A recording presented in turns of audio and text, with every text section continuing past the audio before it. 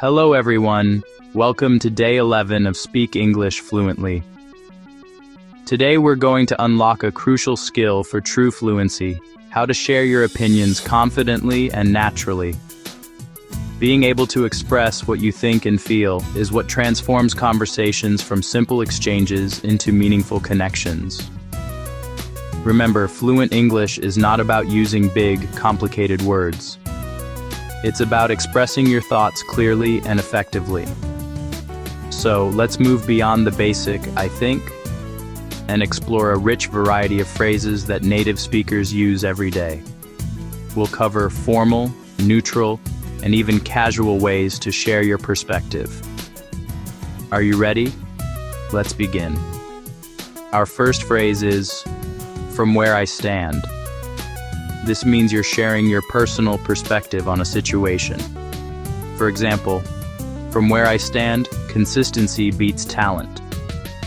Next, "The way I see it."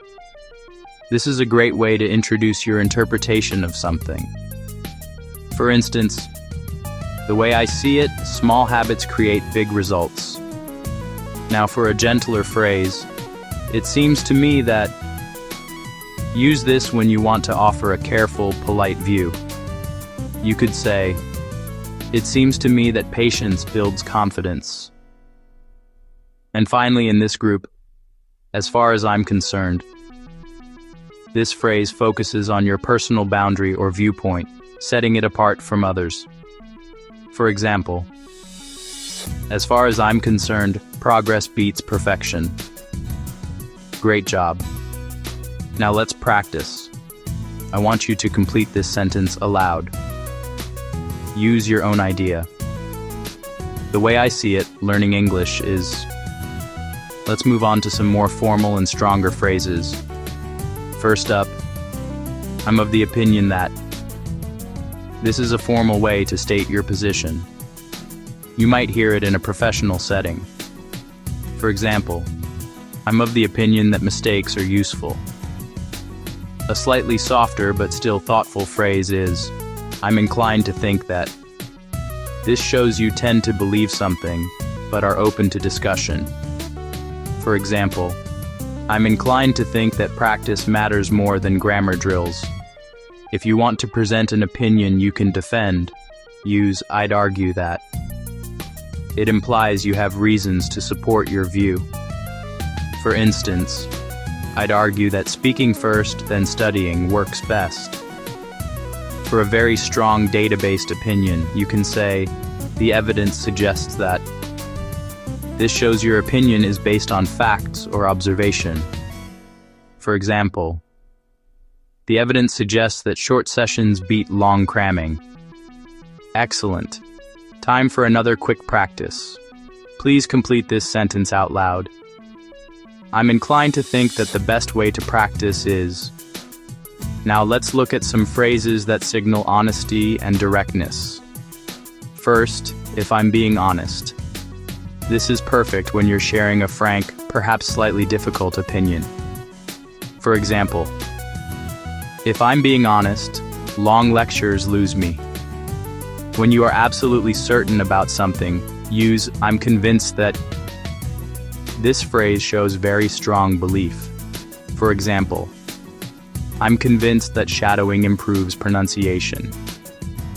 For a very strong or bold opinion, you can use "I'd go so far as to say." This signals you know your opinion might be extreme, but you believe it.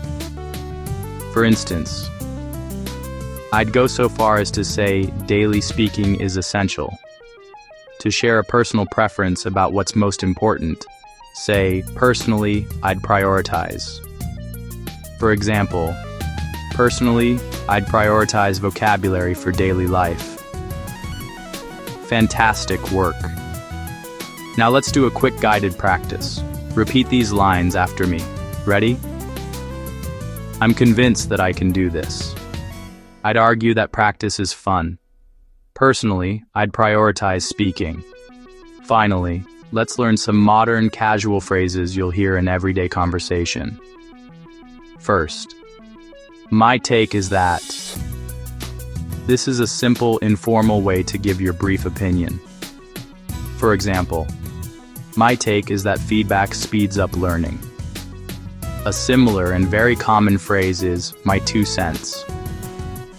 This is a humble way to offer your opinion, as if it's just a small contribution.